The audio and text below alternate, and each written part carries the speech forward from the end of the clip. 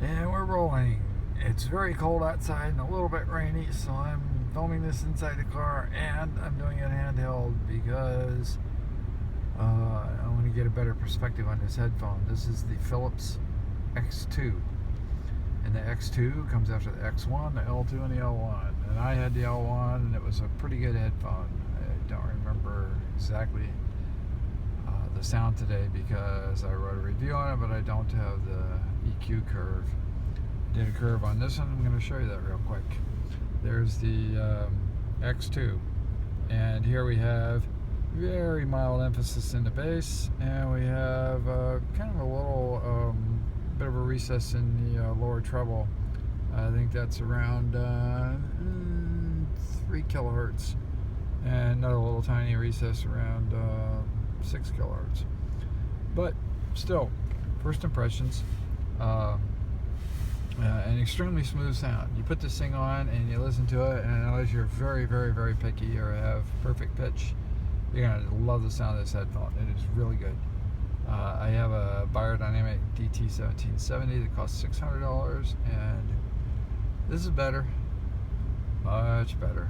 It may not have the technicals of that Tesla 2, I don't know, but it's awfully good. And even on some really refined acoustic or classical music and jazz and so forth, it just sparkles really great. It doesn't have much of an emphasis on the high end.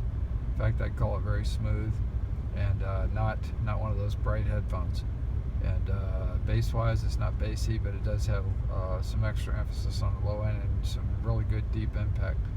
So for people that want I don't know, maybe the all-around headphone for almost all genres, this could be it.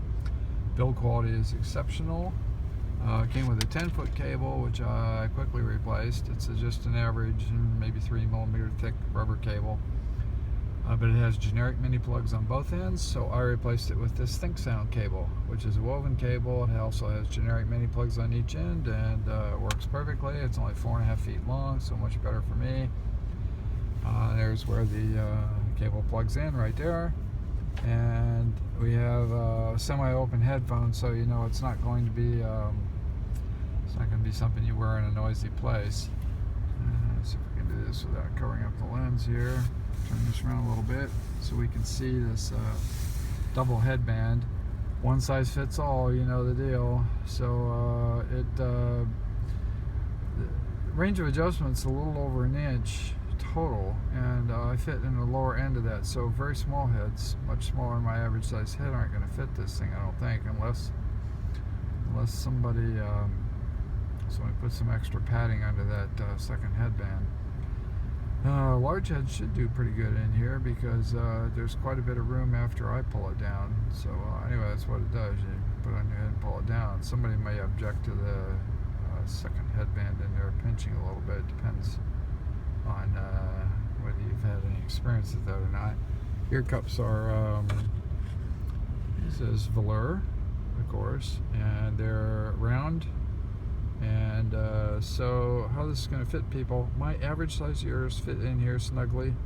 Somebody who has large ears may not fit inside these ear cups. Might find this thing uncomfortable because it's big and a little bulky. It is fairly light for being such a big headphone, so you know it's weight's not bad at all. It's very well made, nice to look at. I like it a lot. And I think it's just a really great all-around headphone for almost everything. But, you know, it's an indoor headphone. It's really too big, too open back, and all that kind of stuff for outdoors. And it leaks, of course, so libraries and quiet offices would probably be a no-no. So there we go, Philips X2. I got it from Mastrop for only $200, so especially highly recommended there, and highly recommended elsewise. Thank you very much.